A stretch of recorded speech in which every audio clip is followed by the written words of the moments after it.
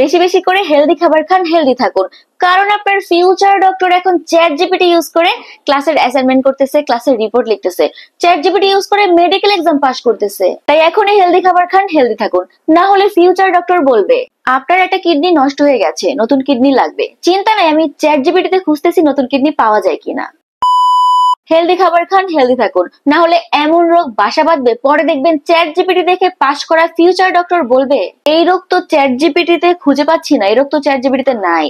এই কথাটা শুনেই অজানা রোগ নিয়ে 2 মাস পরে মরে না গিয়ে আপনি ডক্টরের সামনেই মরে যাবেন।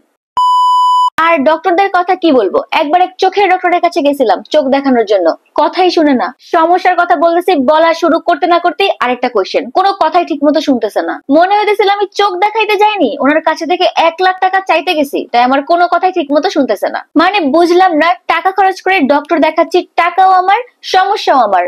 এখানে আপনার সমস্যা কোথায় ডক্টর সাহেব?